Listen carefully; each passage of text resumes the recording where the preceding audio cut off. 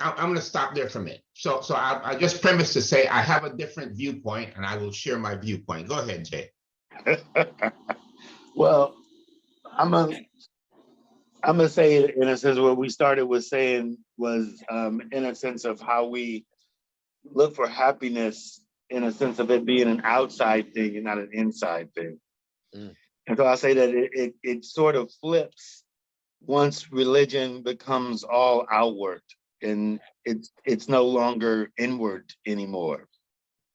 There's a difference between that religion and that philosophy, or in a sense of understanding the Abrahamic religions and a mystery system. A mystery system is there to help you along the journey to kind of teach you these deeper understandings.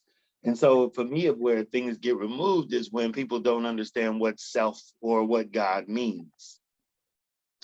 If God is all things, then a loving of God is also a loving of self. There's no separation in that. And then there's that same piece of it, of that me being who I am, I understand that I am part of this. And so when I say like self is me and everything, I feel the same way as God is me and everything. Like there is no separation.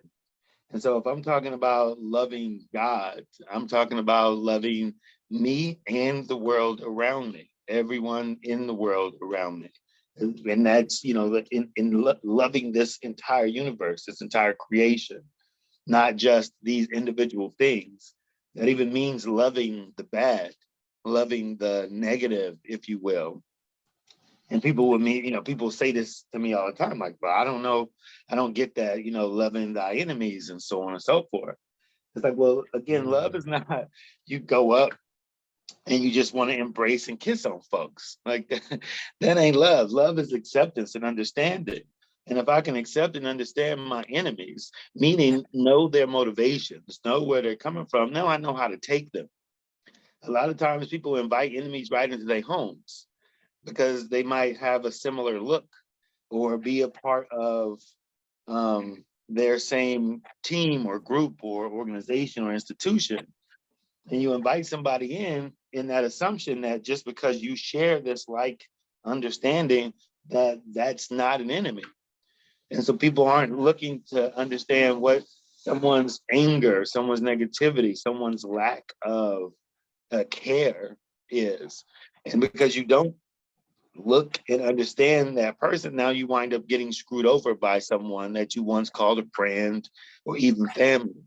Because the devil, again, in the sense of ego, lives in all people, same as God lives in all people. We can accept and look for that in folks, but again, in that looking, we have to be settled in our own understanding. And now this gets to that point of what you're saying, X, in the sense of loving self. Now, if you don't understand that there is no self without everyone and everything else, one of the worst things you can do for some people is to remove them from the society, remove them from other people. Putting men in solitary confinement makes them lose their mind. And so that self for me is me and everyone else. But I still have to make sure that I'm doing the best for me so that I can do the best for other people. It's the same thing with the analogy on an airplane. If I take the mask and put it on other people and not on myself, then I'm not going to be too much of a help with anybody else. I'm going to be passing out. But if I take the mask and put it on me, and now I'm cared for, now I can care for everyone else better. And that's sort of the issue, is that, and we'll take this society's hospitals. Every time I go into a hospital and a nurse is sitting here telling me about my health and whatever, she is obese. She is unhealthy. She is not an example of a healthy person to be telling me how to be living my life. I'm like, wait, your diabetes and blood pressure has got to be way worse than me. You're at least 2. And it's like a bunch of these nurses. I'm like, look at how unhealthy all of these people in hospitals are. But here they are trying to call themselves healthcare providers when they're not providing healthcare. All you have to do is tell people to stop eating this crap. Exactly what we said, like it's the food that's killing us. But when you go to the hospital, they give you all these drugs so you can continue the unhealthy lifestyle that you live. Now, they may give you a pamphlet that's going to tell you, some of the things that you should do, but that's a pamphlet. Nobody's in there telling you you shouldn't be eating this crap. Just point blank, period. If it was truly a healthcare system, they would be talking about how we're not caring for ourselves by our food. But it's not a healthcare system. It's taking care of the hospital system. And there's our issue. To where, again, you see people who don't know how to care for themselves, and so they don't know how to tell other people to care for themselves. And you see this very selfish state of things from our hospitals to our food industry. And I'm gonna leave it there. I think the point you made is similar to my point. The challenge I have with the concept of self-love is people in the world have a misguided definition of what that means. Just like Jay was saying, my view on it is scripturally says, love God, love neighbor as yourself. Not instead of yourself. Okay? It says, love God, love neighbor as yourself. So now you step back, as Jay said, if you truly love God and you want to reflect his qualities, you apply that, and then you start to reflect that on others. So the love that you're showing them is not the love you have for yourself, but the love that you have for God. Okay? The issue we have in this society is that selfish love is what we call self-love. You have people walking around in love with themselves, and then their point is everybody else has to be in love with their distorted sense of self. Their view. You find a lot of people that, like Jay would say, he said earlier, you bring someone that have different viewpoints in your life only because you think they're going to love you the way you want them to love you. And when they don't, you get mad at them. You get really upset at them. What you mean? What you mean? Yeah. And in there lies my disagreement or difference in viewpoint in that concept of self-love. I do believe that true love, as was mentioned earlier, and we've talked many times, involves a level of acceptance of things that we don't agree with. Okay, and unfortunately, self-love generally exclude things that don't agree with them. Okay, so well said, well said. I think one, kudos to us, because I think we got our rhythm back. I felt like I just went to like a college course. That was intense. I learned a lot from both y'all perspectives and understandings. And I got to appreciate the fact that both y'all were saying the exact same thing. And it wasn't even like mirrors of each other. It was like complementary colors. Y'all on the same side of the color wheel with this thought. I don't think y'all are disagreeing at all. It's Mario, to your point, you are absolutely correct, because we've seen that where people have this narcissistic love. It's not agape love.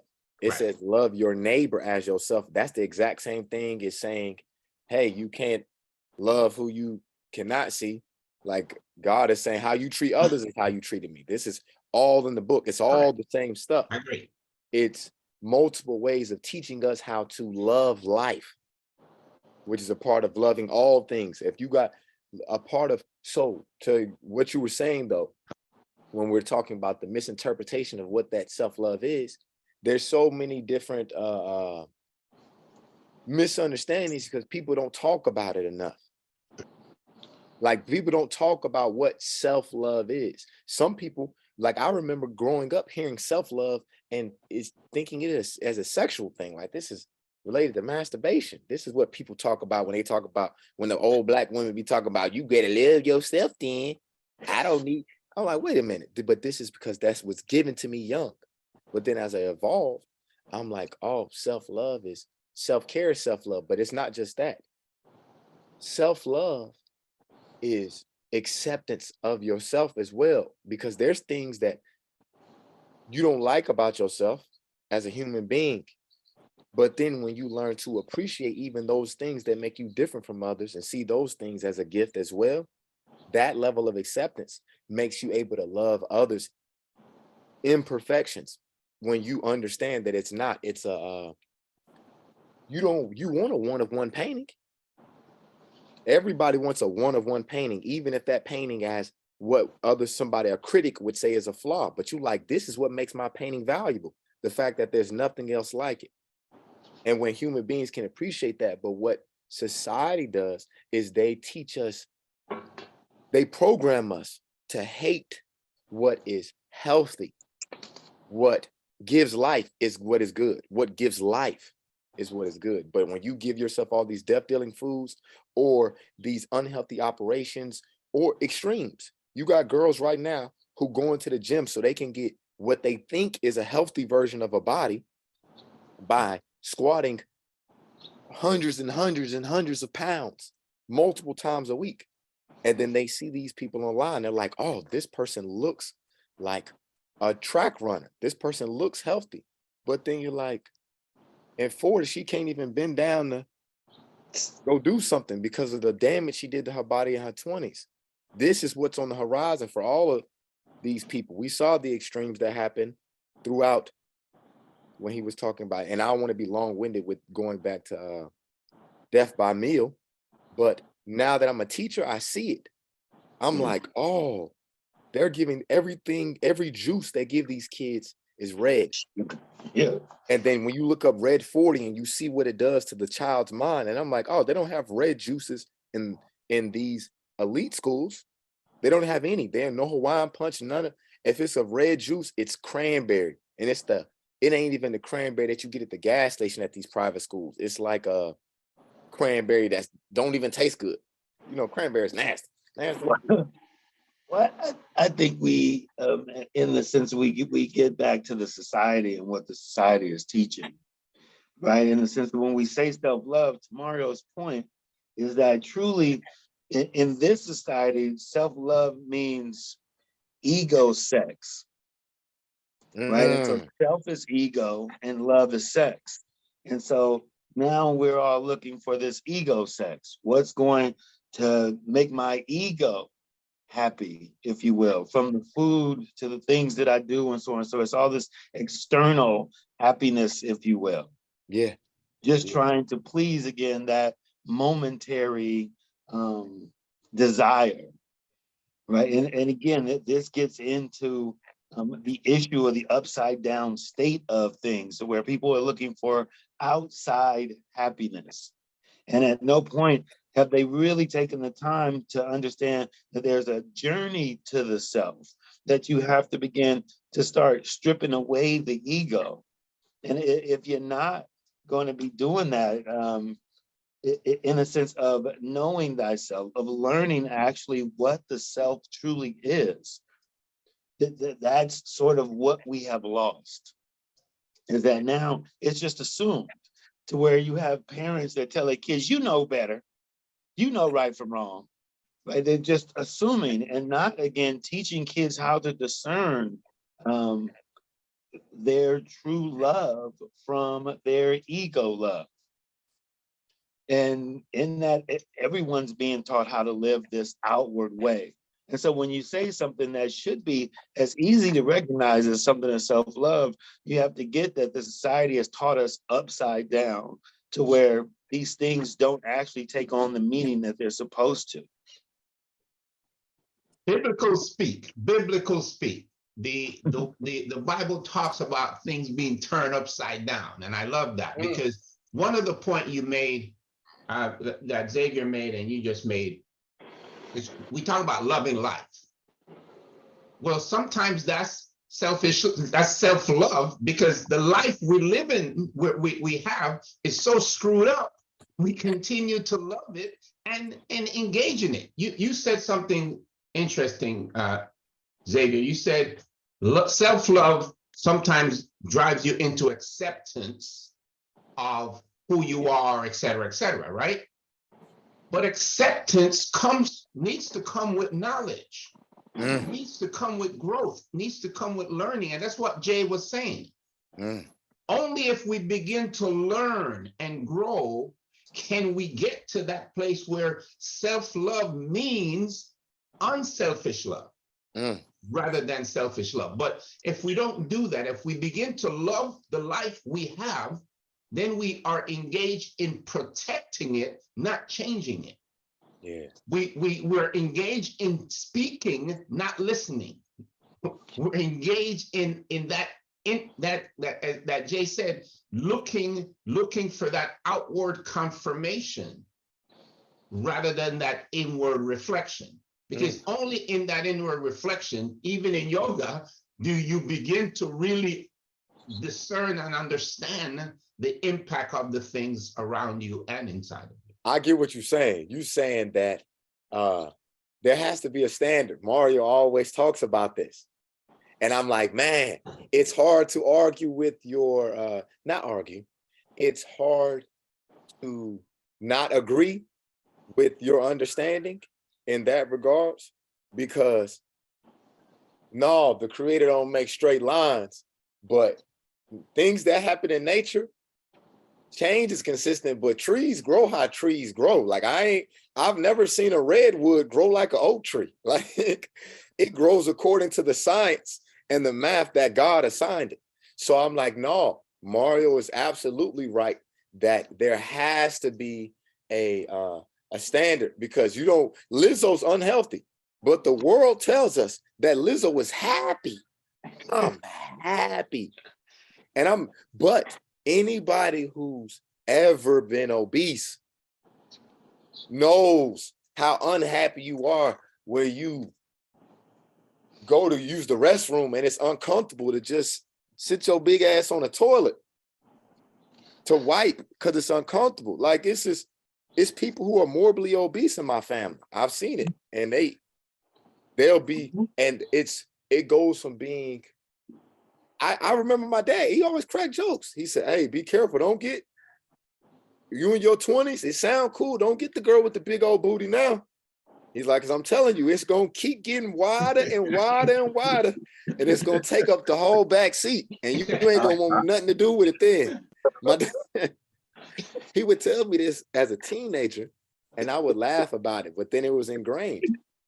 I married a slender woman, had some kids. She got thickened up a little bit. I'm like, okay, yeah. There you go. Look at God. Blessings. But this is, my dad gave me a standard, because he's like, a healthy person is not going to look like that. Now, this is something with the looks, but the understanding of nature is a holistic understanding. Like, you got to understand that what's healthy on the outside is not necessarily reflect. I know people who look good, who the insides are bad. And I'm talking about physically. I'm not even talking about their spirituality. And I know people who have a strong love for others, but a disdain for themselves. Like my mom. My mom would do anything for the people she cares about, but she cares about food more than she cares about her health. She hasn't learned that level of self-love. Self-love is self-discipline. Self-love is self-accountability. self-love is self-acceptance. It's all those things. God is love and God is all things. Love has to be knowledge, to your point, Mario. You gotta have knowledge of self, though. I think what happens is we learn everybody else's standards. Like a European standard diet is not healthy for me. If I didn't know myself, I would still be eating that pyramid. That ain't even European and shit. That's just straight capitalism. What they came up in the 50s. That's American. That's America. America. But the point you're making is the standard, as you said. For me, God set that standard, and there's clearly guidelines and things in the scriptures. But the point I wanted to make was one you said earlier. No, Mario, you're right. Right, if you eat God's diet, it's hard to get fat eating all veggies and fruits. Like that's hard. No, but even if you ate some meat in moderation, okay, because that's the whole point. But you're right. Right. But that's what I come back to say. The standards are there. They're clear. We just begin to impose our own standards based on self-love. You know, I go back to that. You know, body shape. What people believe to be sexy. We talked about big booty. I was in Vegas and I saw my first example of that fake Brazilian butt lift. Okay. I saw, and she was Brazilian. I heard her speaking. Her butt. She was a small, short girl, probably like 4'5'2", maybe. Not fat, but thick. Yeah. But her butt was probably 40% of her weight. I'm not kidding you. And it was jiggling, and I said to my wife, I mean, it was so ridiculous, but that's the standard today. Well, that's the standard today. People are not only are they not eating to get it, they're putting stuff in their body to create it. It doesn't belong in there. Yeah. I think it's important that because we're in a sense acknowledging that people don't know what self-love actually means. Correct. So it's almost unfair in a sense to say that it's because of self-love, because truly self-love for me would mean self-acceptance. And so for me to accept myself, and accepting myself again is that same thing. I have to accept my good and bad, both at the same time. And so there's things that I'm happy about in my life, and then there's things that I'm complaining about in my life. And this is where people suppress and push down, right? Like, you know that you're having issues with your bowel. You know you have issues with not being able to reach your toes. You're constantly complaining about things in your life. And instead of listening to the fact that you have complaints and doing something about them, we look for things to suppress those complaints. This is how obesity continues to get out of control, because we look for, and again, you see the drugs on TV, they say, here, take this drug if you have this problem caused by your overeating.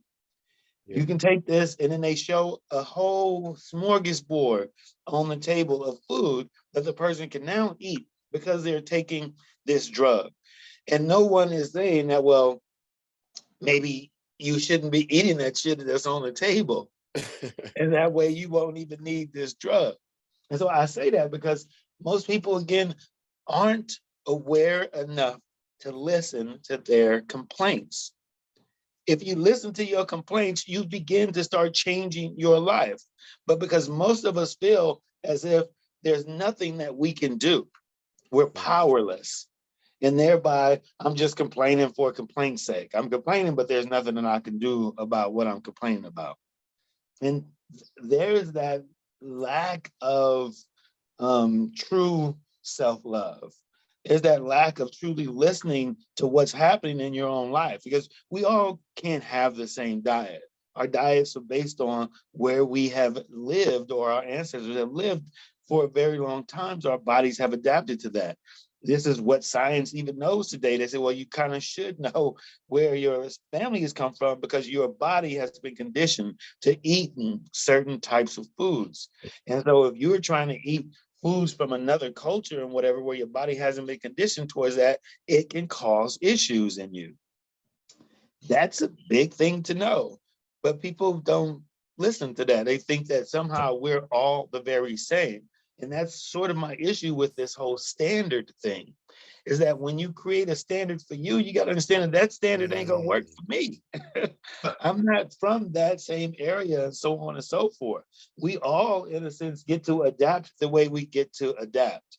But again, there's no denying that something that does not feel right in your system, in your heart, in your being. And instead of acknowledging and being honest with ourselves and saying, you know what, I know everybody else is doing this, but this don't feel right to me.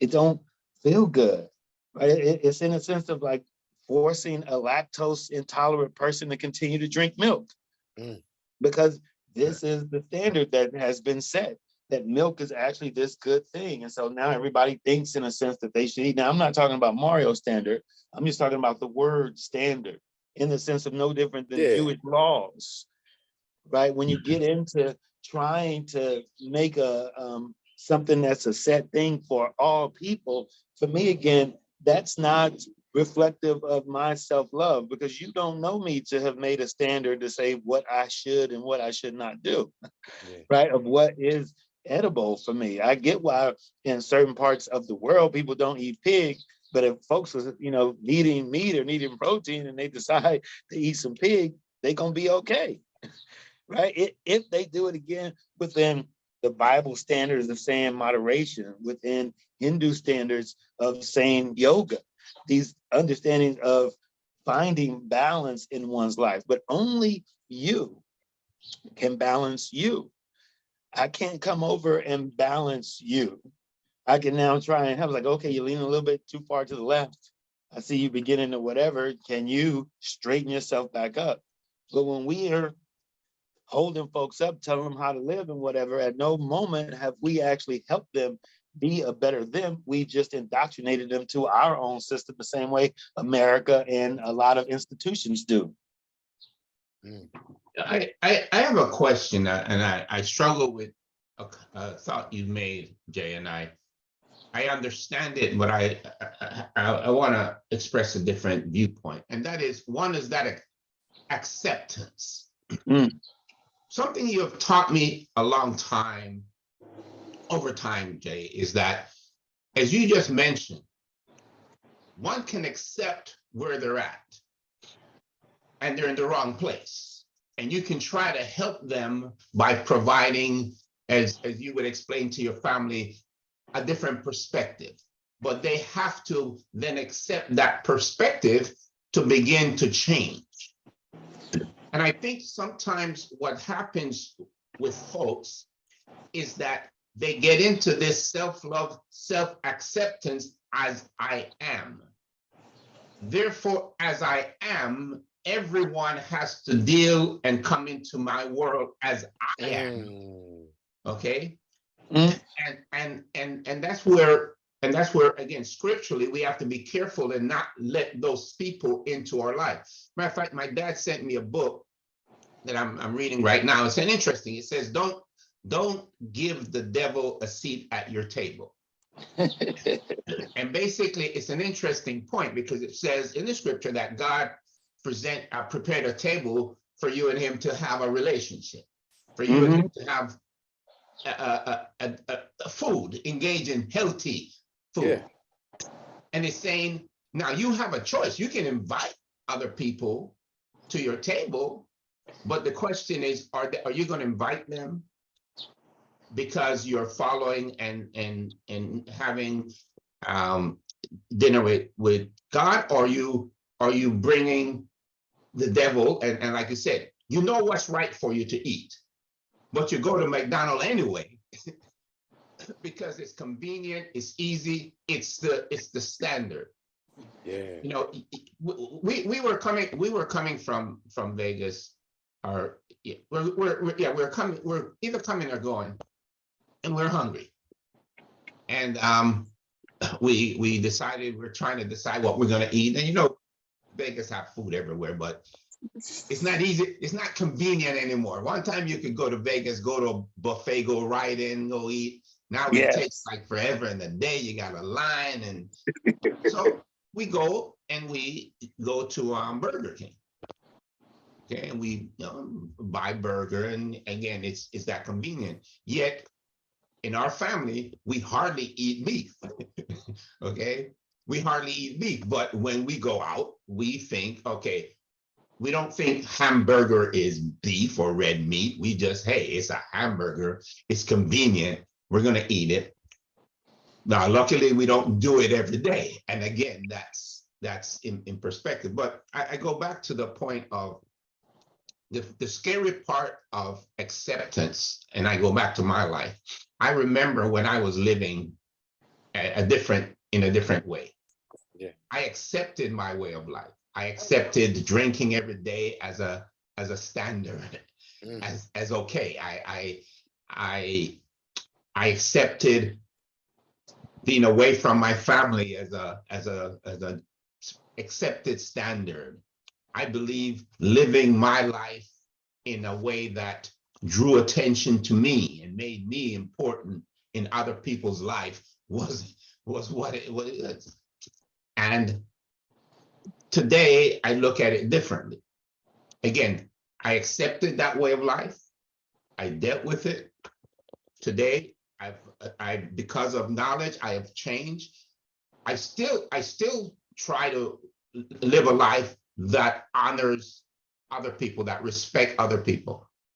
Like, you know, you guys would talk about Jehovah's Witness, and I go back to a lesson with Jay and I in our relationship, is that he shared is that as individuals, we cannot go out telling people.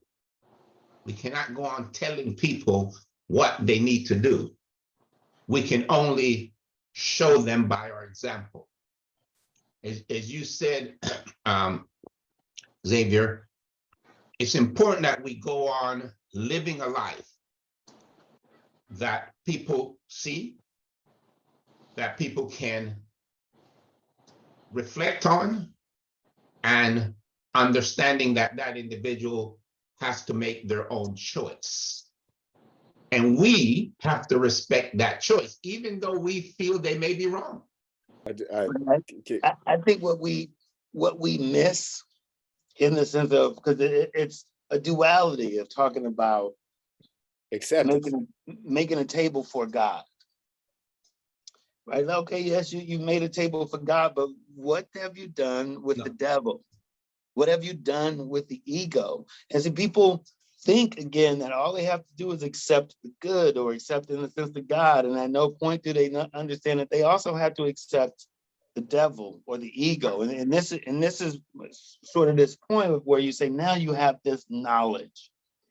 Again, there's a difference between knowledge and belief. Belief, again, is accepting an understanding and not having any facts, any evidence to support it. Knowledge is now we've actually had an experience with it. We've actually had our hands on it. And so there's that difference of when in our 20s, we say that we accept things, but we secretly are complaining and upset about the consequences. I know every time I would drink, that next day with that hangover and whatever, I'd have those complaints. Shit, why did I do that? Oh my God, my head. I'm never going to do this again. And then I go back and do it again. And this, I think, is sort of the issue of where people miss what truly accepting oneself is that it's not just to accept the things that I like, it's also to accept that there's things that I don't like. And if I can accept that instead of suppress it, now I can do something about the things that I don't like, the things that are upsetting me, the things that I feel those actual bumps on the road. But we pretend.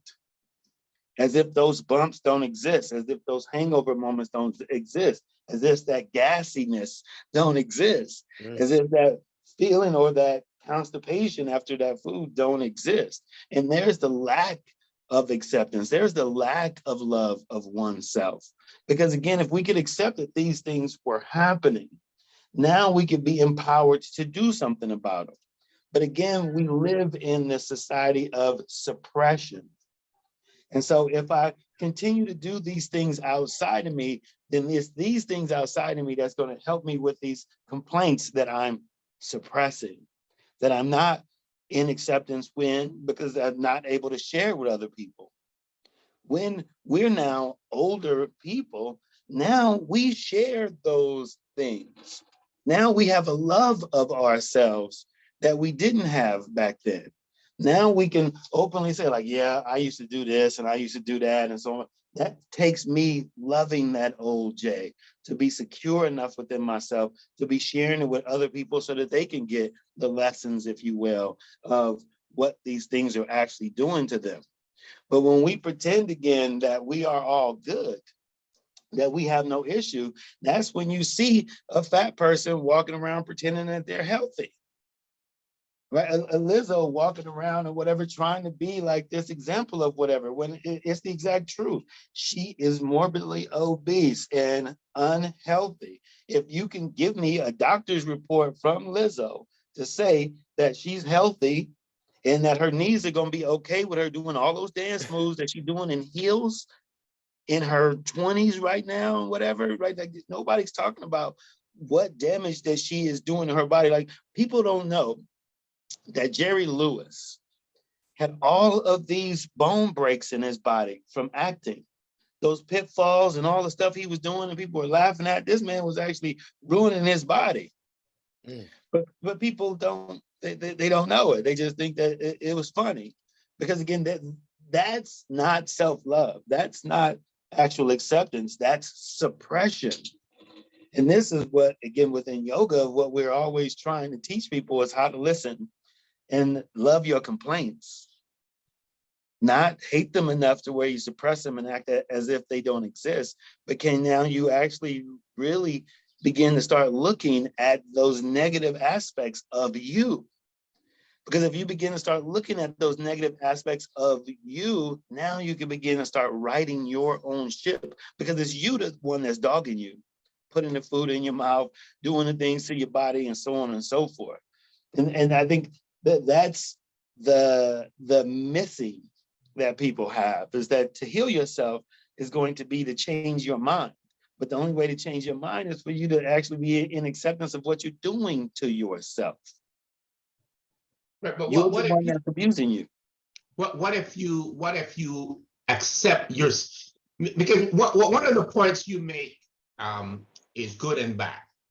And one of the point that we see today is good is bad and bad is good. So just as we're saying, Lizzo is walking around telling people that being obese or be obese is good. So in effect, the point is they have accepted their bad, but they have switched it. No. Be good. Okay. She's lying. But Yes. see, that's not a fair thing, right? Because she's only telling you one side of the story. She ain't telling you about how her knees feel after a concert. She ain't telling you about her breath being complete. She's not telling you about all of the negative side effects of that obesity. That was why I brought up Jerry Lewis. Because everybody thinks again is that, oh, he was just being funny, man. But he's not telling you that he broke his leg when he fell in that way, right? They're not sharing with you their selves. They're sharing with you their avatars. And so if I'm just claiming that I'm my clothes, sure, you're going to begin to think like, oh, all I need is his clothes. But if I'm not sharing, again, what's actually happening underneath, I'm not truly loving you enough to share my entirety, loving myself enough to share my entirety, then I'm actually lying. And so they're not in acceptance, they're sharing suppression. They're sharing lies. They're sharing deceit. I agree with you. I'm just sharing It's a, I understand. This is, it's most fall short of being able to understand what acceptance actually is because of how acceptance is taught, because of all things are taught. We're talking, even in this conversation, we're talking as if negative and positive are absolute things. When you study Hermetic philosophy, you understand that this is the same. It's the duality of God. We talk about God and devil as if these things are different because we look at these as extremes that we've created in our understanding of what the creator has designed. As if the creator was foolish enough to say, you know what, I'm going to create my direct enemy. But that's a theological way of interpreting what acceptance is. Acceptance is accepting the work that you have to do to change something, as well as accepting that something could change or should change. It evolves, just like things in nature. When sunflowers, when the sun goes away, they turn. Like it's in their design to turn. But when it's too much sun, they start to whittle. Like it don't matter where the sun go. If it's too hot, if it's too much sun, this San Bernardino weather out here, it'll burn that little sunflower up. That happens in nature all the time. And we didn't cause the weather to, this happened in nature. It's a part of the cycle. I don't know what that sunflower is going to be used for now, but it's not going to be a sunflower anymore. It's fertilizer for something else now. It got burnt up. It's hard to restore that. We have to look at ourselves like things that can always be restored, regardless of what's going on in the cosmos. That's why I say humans are the gods of this universe, of this realm, because unlike things in nature, when we accept what we need to change, we have absolute control to change it from our minds because we have connection to source. I can call on God and change anything in my life when I accept the work that comes with the change. If Lizzo accepted the work, the whole world can see that she needs to change, but because she's not accepting the work, she's trying to convince us differently. The whole world can see that a person with a broken marriage and they kids like, I hate you, Dad. The whole world can see that this person needs to change. But we could give all these different reasons why they don't need to change. We could look at Kanye right now, and the fruit of his choices is that he's lost his entire family. Now we could say, man, he ain't crazy. He fighting the black struggle. I'm like, no, there's a better way for him to do this because clearly this is ineffective. Because what's more important, brother, the black struggle or you being a father? You trying to change something that took 2,000 years to build. Raise your kids. This is a war, not a battle, brother. But that's a lack of acceptance. You got to have acceptance to know your limitations. And that's where it's based off the individual. You see it all the time in theocratic order. Within the faith systems of Jehovah's Witnesses, you have not a hierarchy, but it's levels. To be an auxiliary pioneer, to be a pioneer, it's hours, it's work. And I remember when it used to be more. I remember when it was 90 hours.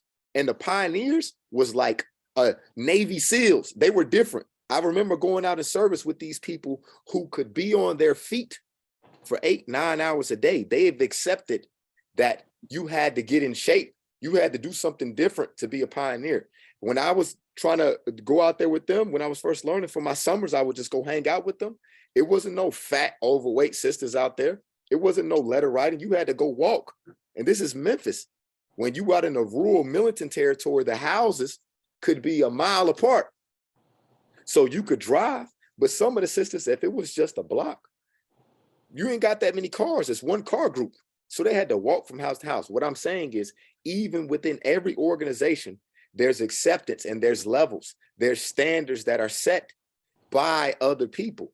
But the standard that exists in the universe is the standard that exists within you. Because me, I could compare my standard physically to somebody who's naturally bigger, who has a natural bigger build. And I could be like, oh, I'm underweight. I need to gain. That was my thing. I needed to gain weight. But then, hey, I'll come right back, y'all. I got to go say bye to my in-laws. I want to say, I think it's important to say acceptance is the difference between making something right and accepting simply what is. Right. And I think the point you're making there is important, Jay, because we tend to believe that because we accept it, it's right. And it's Mm-hmm. there's That's people making themselves God. Well, but you see, that's the very point of the scripture. When like Xavier said, God created his opposite. No, he did not. He created everybody with that choice, and that selfish thought, whether you believe in Satan or the devil or whether it's ego, it's about, I want to be God. I want to be my God. And the problem sometimes is that if we all walk around in the world being our own gods in our own kingdom, we end up with chaos like we see today. That everybody is killing, and one of your favorite thoughts, everybody is killing in the name of their God. They're killing each other because of their color of their skin. They're killing each other because, I was reading something yesterday. I never heard of this at all, and I don't know if it's the first time, but there was a mass shooting in Brazil. Mm. I'm thinking, wait a minute. Whoa. Yeah, there was a mass shooting in Brazil. And I'm thinking, wow, this concept of selfishness is permeating everywhere, that people are just killing each other indiscriminately because they feel they're God. They're stuck in their acceptance of their crazy. But I this have a is, right to kill somebody. well, this is this is something that could also be theological, of where people feel like, because you're not within my wheelhouse, you're not a Muslim, you're not a Christian, now I have a right to do negative things to you. You can see this within was it the evangelical Christians here? Yeah. They're no different than Muslims and whatever, who want to go blow up something because they Right. feel that it's not the appropriate thing. Right. I think, again, like there's that issue of people looking for things to be, and this was sort of that distinction, in a sense, that either things are right or things are wrong. And they don't look at things as right and wrong, meaning that has to be, this thing exists and thereby it has a place in this world. But does it have a place in my life in this moment? Can I take this time to discern what this thing, this action, this whatever is going to do within my life? Am I going to really take on that ultimate responsibility? Now, people would want to give that responsibility again to an outside deity or devil and say, well, again, like, well, God has got me. I could be a fat woman dancing on stage and doing all this, whatever, and I'm going to be just fine doing it because God has got me. And this is what you see people doing. Just, again, giving the responsibility away, if you will, to an outside deity, institution, person, and so on and so forth, and not taking on that personal responsibility. There, for me, is that lack of acceptance. If you're not accepting what you are doing to yourself, you are in denial. Right. Now, again, there for me, again, is most people are in denial of the devil. And claiming that they're in all acceptance of God. When again, like, no, that's unfair to God. It's actually blasphemy. It's actually blasphemy. And you that's a great point, Jay, because I heard someone ask a pastor, says, what is blasphemy against Holy Spirit? And he said, I think his answer was attributing God's act to the devil. And I thought it was interesting. It's actually the opposite. Is attributing the devil's actions to God. And that's where people spend their time, just like you said. They deny this selfish attitude, this force that exists, and they say, well, it's God's fault, it's his will, it's not my choice, it's his will that I did this. Not the fact that I completely disregarded the conscience, the feeling, the inner self that told me, no. We didn't. Oh no, it's God's will that it happened because I was disobedient. And I think that's the beauty, because just like you said, people are conditioned to believe that it's God's will that whatever choice we make, he's going to embrace, endorse, and at the end of the day, because it happened, it's his fault.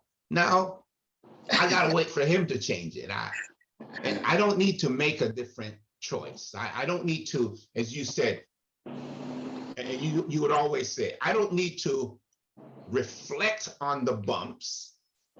I just got to wait till the bumps are removed from the road. And God will remove the bumps from the road. I don't have to get on the smooth surface. I don't have to change. The world or God is going to change it for me. Exactly. And that's where people are lost. Yes. Right. Again, if you're not gonna, again, like see, and I'm like, what did I miss? Look, I came in and then he's like, and that's where people are lost. I'm like, wait a minute, the key to life? I missed it. Well, what I think that the point that Jay made, and I was just reinforcing with him, is that people run around in acceptance of God, but in denial of the devil. Just like you just said, and I disagree with the concept. What you just said is that God created his opposite. No. I said people. I said people believe that. Okay, I apologize, my brother. Yeah, no. That's the point. People believe that. So as Jay was saying, is that they run around in denial of that choice, that power they have to say, hey, I made this choice, but I felt the bump in the road. My conscience was telling me not, all of this was telling me not to do that, but I did it anyway. So it's not my fault. It's because I was following God's guidance, because that's his will. Yeah. I end up here. Yeah. I'm going to say something that's controversial. That's okay. Right. But this is fine line I'm walking. This is that distinction in the sense of when we're saying that we are our own creators, that people aren't recognizing that you are the one who made the choice to drive on the bumps of the road. And so you're the one creating the bumpy life that you have. If you're not going to take that responsibility of making the choice to drive on the bumpy roads, then you are someone who feels powerless in your life. You're someone, again, assigning this to an outside deity, an outside devil, an outside person, an outside institution. And these are the people who feel, again, as if they're lost, as if there's nothing that they can do. Why we say or try and help people to say, well, you're a creator, meaning you're the one responsible for the shit you got in your belly. You're the one responsible for the shit you got in your life. You're the one that have created the mess that you're in. And you're the only one that's going to be able to clean it up. That now, right there, yes, is a heavy, heavy, heavy responsibility. That's a heavy responsibility because it challenges the ideologies that are enforced upon humanity by Catholicism. Catholicism teaches the opposite of accountability. I'll say all, in a sense, institutions that now make it about upholding the institution and not uplifting the individuals in the institution. Yeah. That there becomes that issue, in a sense, is that people aren't getting that ability to learn and discern and grow for themselves. They're learning how to be lemmings of the institutions. And this is within yoga, this is the self-study aspect of it. This is where scripture comes in. This is the importance of the Bible, the Gita, and so on and so forth. Because now, if you want to, in a sense, understand who you are and that creator, is to go into the scriptures to begin to start learning actually who you are and what that power is. That's what that now self-study within our ethics, what we call Swadhyaya. That self-study means to go and begin to read scriptures so that you can actually know what is meant by self, what is actually meant by love, and so that it's not ego sex. Yeah. That's the importance of scriptures, is for people now to know themselves so that they can begin to start taking on that responsibility and being able to discern when they are with God or when they are with devil or when they are with spirit or when they are with ego, however it is that wants to be said. But can you discern how the difference between the smooth and the bumpy?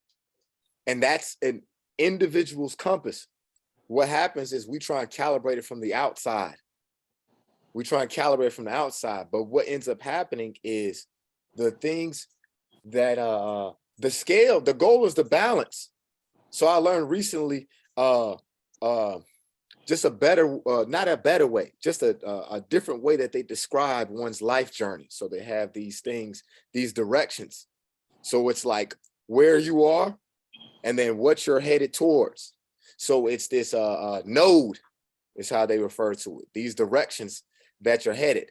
And it's not to abandon what you're naturally good at. Like in the down south, they use it, use your gifts for God's service is the saying. But in this language, in whatever system it is, they refer to your gift. And then when you use your gift that you're born with is your southern node. Your gift that you develop and manifest as you work towards your life and learn your journey better, when you become more spiritually inclined, as they say, that's your northern node. Now, the goal isn't to become this guy who abandons his entire family and goes to be this monk. And unless that's your journey, if that's your journey, but you got a 2-year-old kid, that's not a... No, that's in defiance of righteousness, which is why I like the word righteousness rather than good and bad, because society will make you think that what's destructive is good. But nature makes you understand that death is a part of the cycle. That's not destruction. That's not crops being burned down. That's crops dying and fruit dissolving and it died. But it didn't die. It changed. We as humans have to accept the changes that we have to make. We all have to make all of these changes as we go throughout our lives. But we get so focused on looking at everybody else's life that we think that acceptance is limited to accepting people's decisions. It's accepting people's understandings. Like this person has an understanding that them being this type of person is healthy. But I know better, so I'm going to accept that I can't be around this person and their current understanding. That's not me accepting this brother is violent. Why Every time he drink, he want to start fights in the bar. I accept that he has misunderstandings about who he is. He doesn't have knowledge of self. If he had knowledge of self, he knows that the person that he's getting mad at and trying to fight is not even that person at the bar.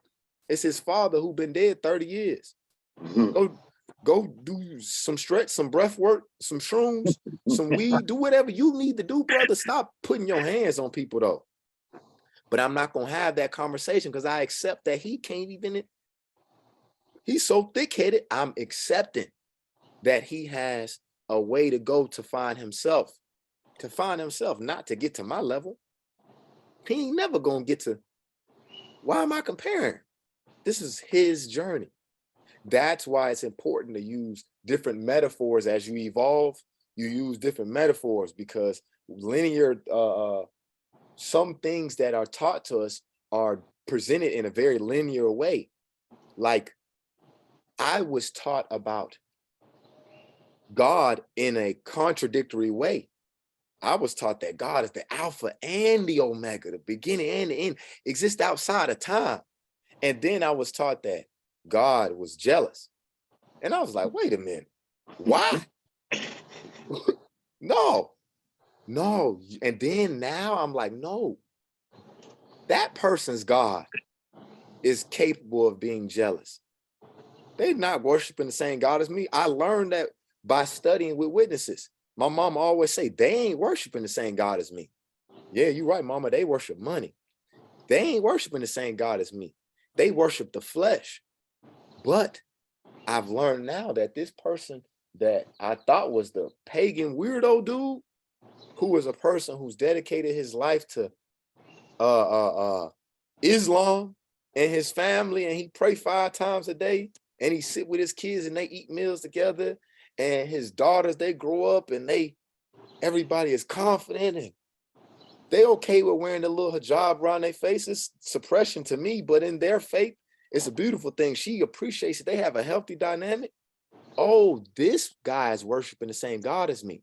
He's dedicated his life to developing further understandings. And he left the Middle East because he's like, no, my daughter doesn't deserve to be underneath me.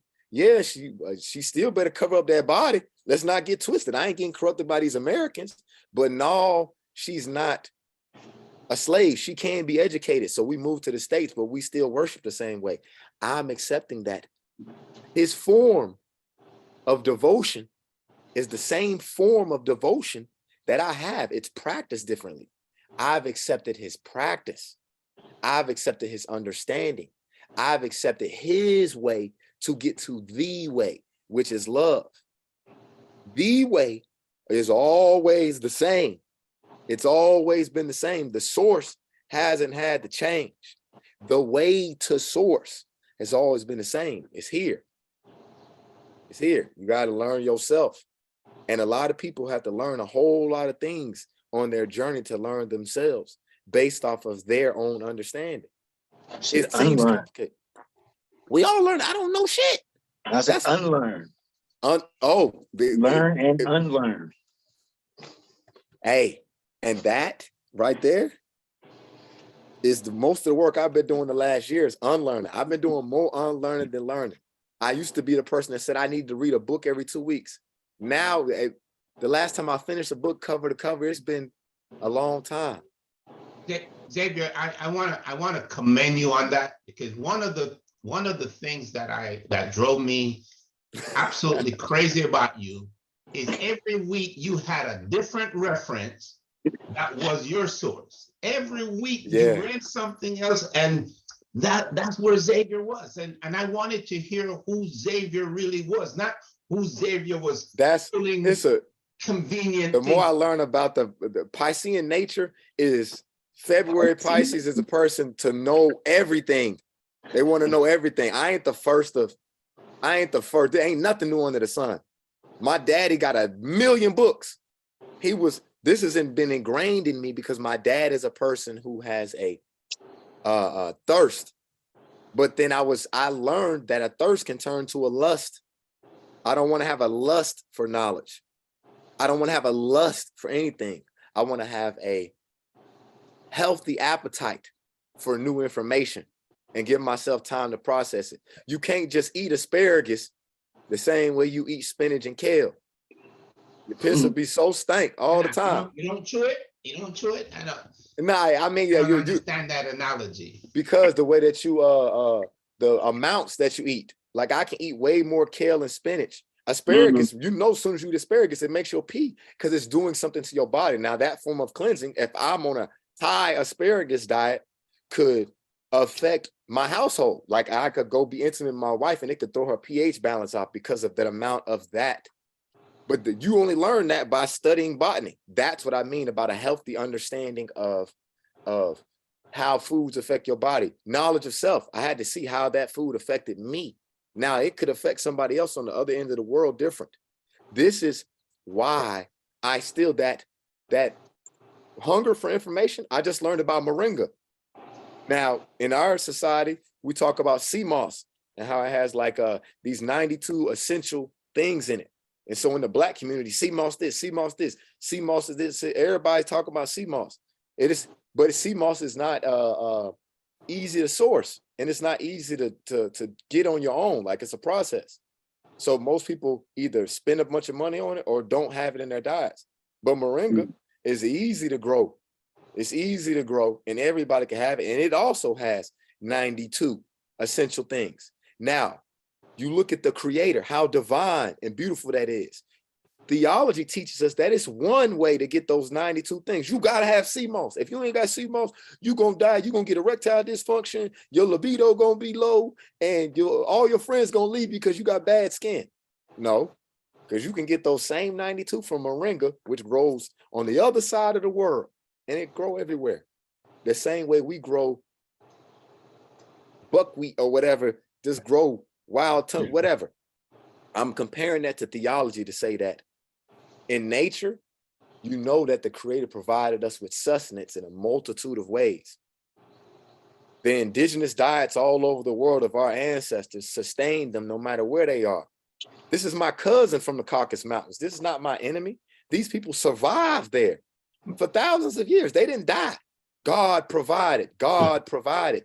They have things that they eat in those mountains that monks still live off of things that people ate in those mountains, and they survived for thousands of years. The creator provided a way.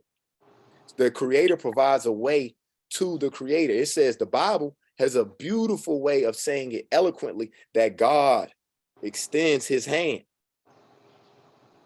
Now my understanding is that the all does extend its source.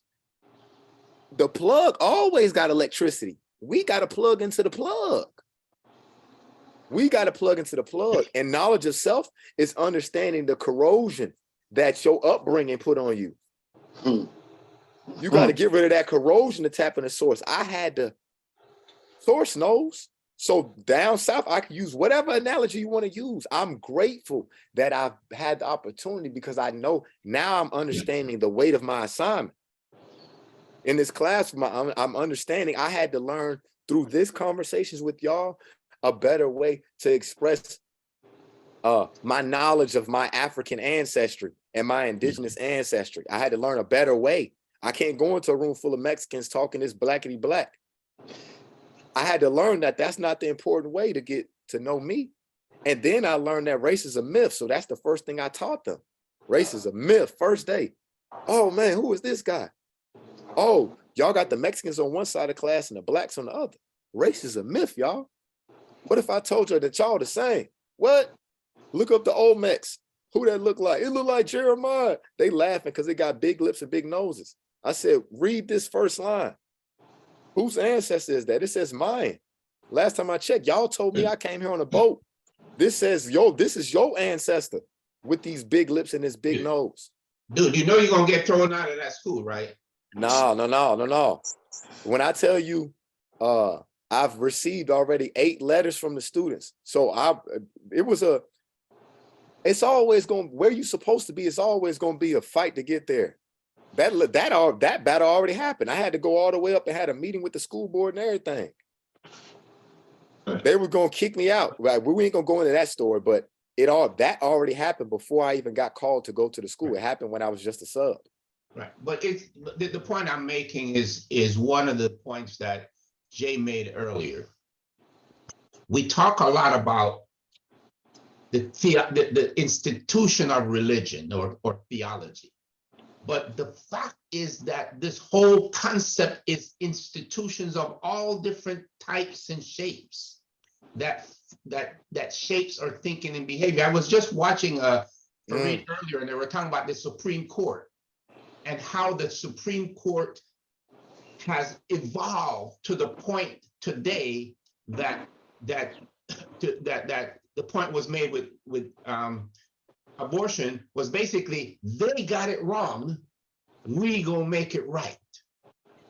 They got it wrong, we gonna make it right. So it took 40, 50 years for the people that felt everybody is wrong and we are right, but we are going to make it right by any means necessary. So your point I'm making is, yes, the fight started, it hasn't ended. It hasn't ended. You're right in sharing these things. I don't disagree with you, because as a witness, we don't look at color. I try to stay away from that discussion because it really that's what creates a separation. Just like you said, you know, you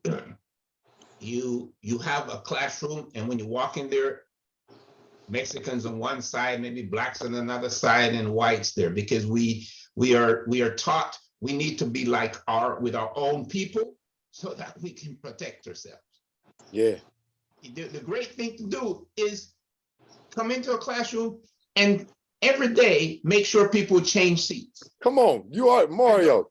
You speaking to you right now. Of course, you know I did that. But it's not protecting self. It's protecting ego, protecting those cultural barriers. Right. Right. When you put them all together, that's truly now teaching them to protect true self. Right. True self. Because when you understand self, you understand that we ain't no different. I have more in common. I talked with my boy Salone. I said, hey, I've accepted the fact that now I got more in common with married white folks than I do with single black folks. I said, now I'm hanging out with all my white friends, but the thing is, they all married, and all my friends are married. But these are my older friends, and then my brother's not married.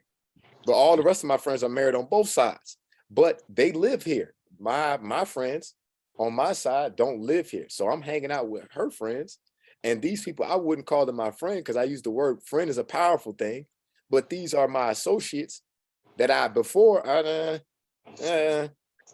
but yeah, okay, they white. They're white in thought. Whiteness is a way of thinking. That's why I had to teach the kids when we talked about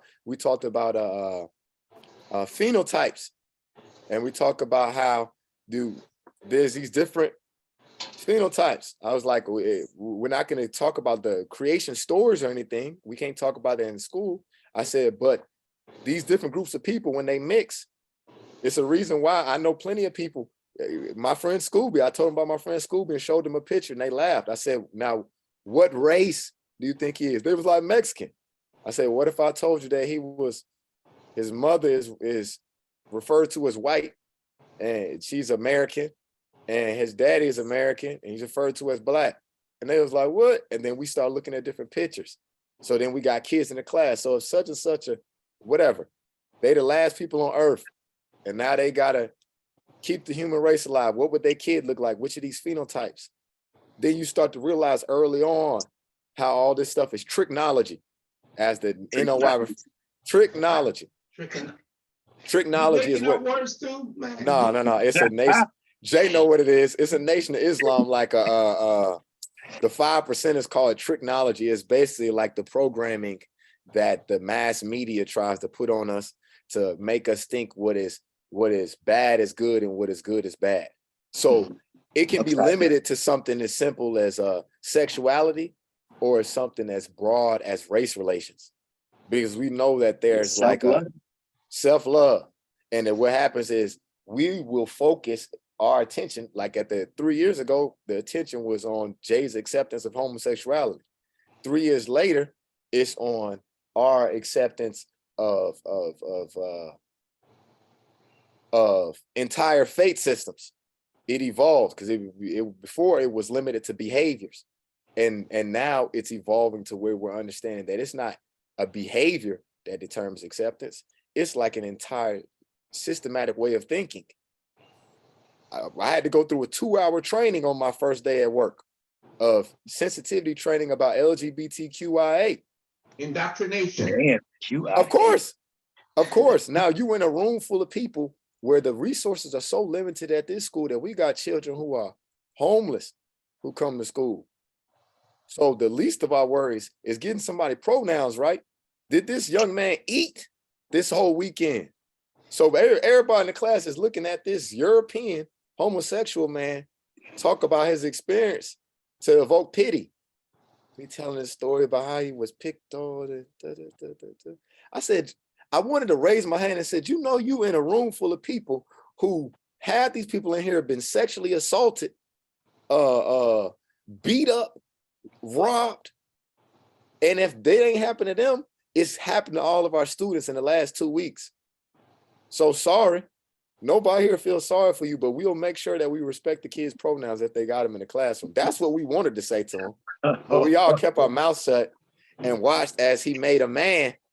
He asked him, think about the most romantic date you've ever had. And the guys think about it, and then he's like, all right, he had volunteered. And he said, so now you have to tell us the story, but you have to switch the pronoun when you're talking about this person. So you have to switch it to, if it's he's like, so he's married to a woman. So you had to switch it to a man's name. You had to come up with a man's name and tell the same story of his most romantic date. I said, what kind of sick shit is this? If it was, I said, now, you being a homosexual man, you went through all this traumatic stuff when people were trying to reprogram you and tell you, what is it called? Something therapy. It's a therapy that they do on gay folks to try and make conversion therapy. Yeah. So this is I wanted to say this is conversion therapy. This is what I'm talking about. Absolutes. You going extreme with this, brother. Acceptance is not convincing a bunch of people to accept your way of thinking. Acceptance is understanding that these black folks in this room that had an issue with gay white folks forever. If you was black and gay, this would be understandable, but you're in a room full of black people and dark Mexicans, and you're a Eurocentric Hispanic guy. Nobody here relates to you. You can't convince them of your way of thinking this way. That's acceptance. Accepting that I got to learn a better way to communicate my thoughts. What you want is people to not abuse you because of your choice. Say that. Don't do this long, drawn out stuff. And that's what these conversations have taught me, a better way to convey my understandings to my family, to my friends, to my peers, but also accepting their understandings in a way that's not hostile. Y'all have taught me that. That takes discipline, concern, but also respect and love. I had to learn to love myself in order to love somebody else's viewpoint. Yes. Now I love your viewpoint. Dang. So you think it's the same. Oh, so you think, no, I don't love the viewpoint of a pedophile. This person had to fight pedophilia their whole life, and they're telling me how they had to fight this, I love your fight, though, because if you would have told me something other than that, I probably would have put my hands on you because I got a 3-year-old daughter. I probably would have hurt you. I love the fact that you fighting that urge. Acceptance. I accept your fight. I don't accept your behavior, to Mario's point. Mm-hmm. But it's not for me to accept. It's for me to accept that I can't have you a registered sex offender. I will move before I have. That's right. I accept the fact that I got to move. Right. Yes. Right. Yeah. You don't invite him to dinner. Right. You see, you don't bring him on your table. You don't bring him on your table. Don't invite the devil to your table. The devil is the devil is what makes you turn into the devil. The devil come to your seat and make you mad. The devil evokes anger with you. Well, if you have no knowledge of self, you have no knowledge in the sense of what it is that you would even tolerate, then we find ourselves inviting pedophiles to our table because we're not able, in a sense, to recognize them for who they are because we're in denial of who we are. Yeah. Well, Yeah. or to the point you're making, Jay, I want to express it a little bit differently. We believe that our acceptance of their behavior can change them. So by bringing them into our life, we gonna change them, rather than, as scripture said, no, they gonna change you. It may take a while. But that's not, but again, like what I love about that is that's not acceptance. That's deception. Deception. No, you're Because right. here you are actually trying to change. And this is how people get into relationships. Like, oh, I'm gonna bring him in and whatever, and then I'm gonna change him. Right. I'm going to change. My mom, she said, maybe if you taught your son biblical principles, he would change. And I said, Mama, what makes you think that I'm not? She said, when do you study with him? I said, I am the study. Children do what you do, not what you say. I learned that very early on. He don't listen to that come out my mouth, but he listens to everything I do. So if I want him to follow Bible principles, I got to live them to a T, Mama. Right. I said, that's it. It ain't no him. It's I have to live by Bible principles in order for somebody else to do it. Right. Example. Kids, one of my, I wouldn't say a favorite, but one of the only country western song I ever liked was a song that I heard in Nebraska. And this guy was driving, and his son, 3-year-old son in the back seat said, Dad, I want to beat up women. I want to smoke. I want to drink. I want to get drunk. I want to do. He went on and on. And his dad said, wait a minute, you get that from? And he said, Dad, I want to be just like you. Oh, I'm about to listen to that and cry. It was like, wow, because that's the point. The kid was telling them Rodney Atkins. He was seeing Rodney Atkins, yeah. So how long is your You said what, baby? It's almost He was telling his father, I want to be just like you. All of these things I'm telling you is what you are teaching me. We have to be careful. Our kids watch us. My son and my daughter became alcoholics or drinkers. I wouldn't say alcoholic, because they watched me drink for many years. Yeah. And I didn't even know that, Mario. Like, I didn't meet that man. Yeah, they watched me stumble. They watched me. And then when I saw them, I was trying to get mad at them. I forgot that I was the example that they were imitating. Now, I don't do that. I don't do that. Okay? To the point you made, Xavier, one of the things that we have to learn is that, yes, we may have learned bad examples, but we can't hold on to it. There's something my dad told me the other day. He says, a lot of people live in the past. They live they stay in there. That's where they live their life, with everything that everybody did to them and nothing that they're going to do for themselves to move forward. Yeah. And to the point you made, Jay, it's God's will. It's God's will. It's his fault that I'm here. Therefore, I have no power. I lack power to change it. I lack choice. People don't think that God's will and free will can coexist. And I tell people that God's will and free will are the same thing, and they get confused by it. And I said, did God not give you a choice? And did that choice that you made not cause your reality? God didn't dictate that. God gave you your future.